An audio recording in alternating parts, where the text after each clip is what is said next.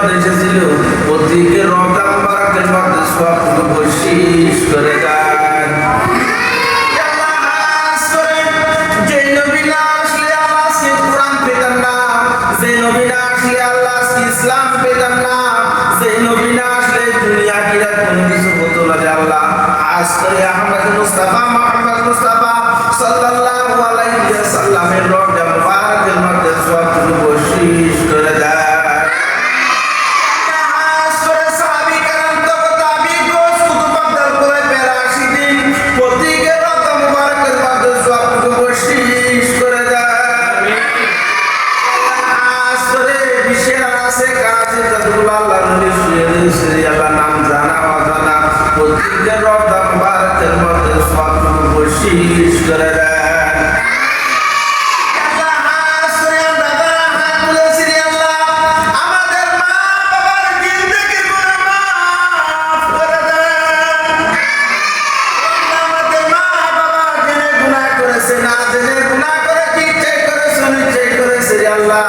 আমাদের মা বাবার জিন্দেগি গুনাহ মাফ করে দেন।